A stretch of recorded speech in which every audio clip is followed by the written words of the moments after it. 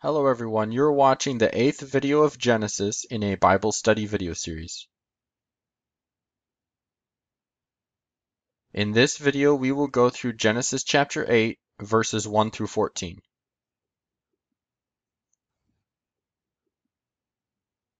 Beginning in verse 1 it says, "And God remembered Noah, and all the beasts, and all the cattle that were with him in the ark. And God made a wind to pass over the earth, and the waters assuaged. The fountains also of the deep and the windows of heaven were stopped, and the rain from heaven was restrained. And the waters returned from off the earth continually, and after the end of 150 days the waters decreased."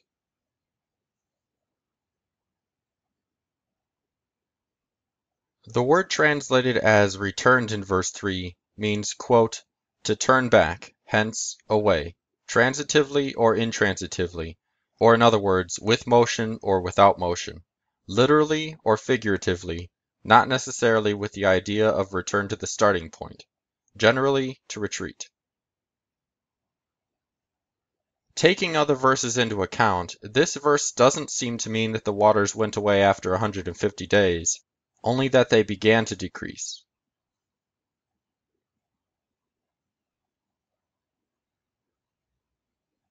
Continuing on in verse 4 it says, "And the ark rested in the 7th month, on the 17th day of the month, upon the mountains of Ararat. And the waters decreased continually until the 10th month. In the 10th month, on the 1st day of the month, were the tops of the mountains seen."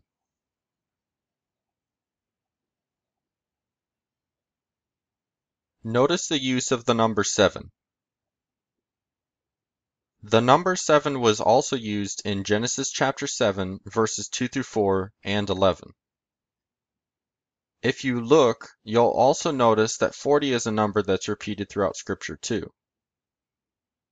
In Hebrew, certain numbers represent certain things. While the numbers are symbolic, the information in Genesis, or anywhere else in the Bible, is not meant to only be figurative.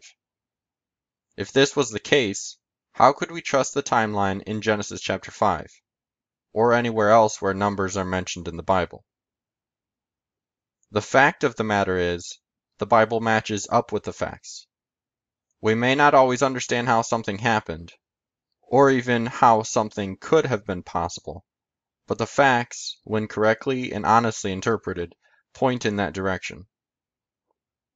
It would be easier and more sound to understand the Bible as giving a literal and historical account of events, though sometimes things may have been estimated, and that the numbers are symbolic.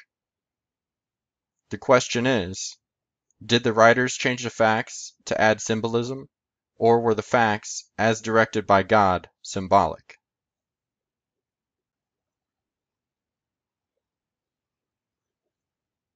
Smith said this, among other things, of Ararat. "The name Ararat was unknown to the geographers of Greece and Rome, as it still is to the Armenians of the present day, but it was an ancient name for a portion of Armenia. In its biblical sense, it is descriptive generally of the Armenian highlands, the lofty plateau which overlooks the plain of the Araxes on the north and of Mesopotamia on the south.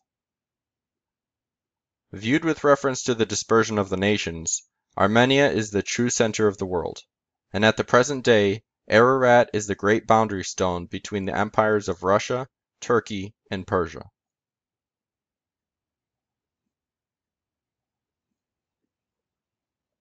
Just a quick note so no one gets confused and thinks that Russia, Turkey, and Persia are empires today. The present day Dr. Smith is talking about is in 1884, not 2014.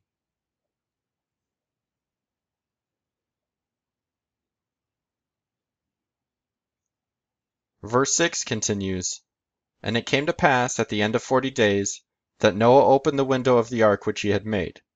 And he sent forth a raven, and it went forth to and fro, until the waters were dried up from off the earth. And he sent forth a dove from him, to see if the waters were abated from off the face of the ground. But the dove found no rest for the sole of her foot. And she returned unto him to the ark, for the waters were on the face of the whole earth. And he put forth his hand, and took her, and brought her in unto him into the ark. And he stayed yet other 7 days, And again he sent forth the dove out of the ark. And the dove came in to him at eventide, and lo, in her mouth an olive leaf plucked off. So Noah knew that the waters were abated from off the earth. And he stayed yet other 7 days, and sent forth the dove, and she returned not again unto him any more.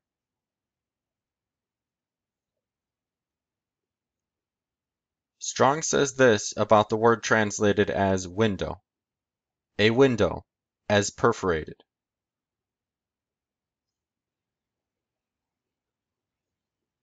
I wonder if the leaf was from a new tree growing up from the fresh soil layer.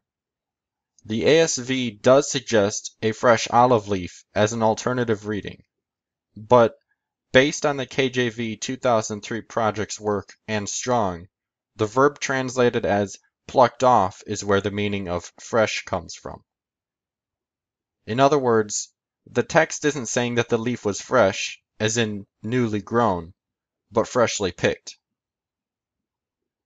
Of course, this still doesn't rule out that the tree was newly grown, which, considering it was a worldwide flood, may be the case.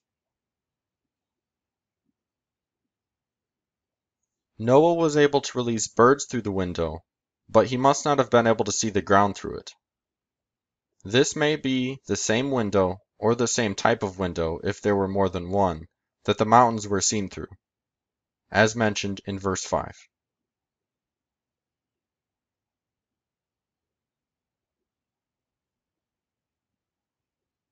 Continuing in verse 13 it says, And it came to pass in the 601st year, in the first month, the first day of the month, the waters were dried up from off the earth.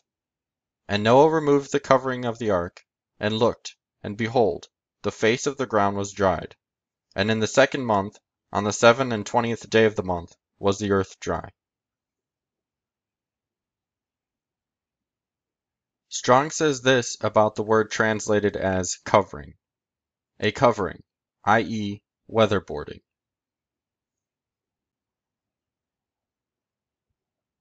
Noah and his family had been in the ark for more than half a year by this point. I don't know how many months are in the Jewish calendar, or how many days are regularly in a Jewish month, so I can't get any more specific than that. I do know that the flood only started to go down after 150 days. That's almost half a year in itself. Also, a number of months went by before they left the ark.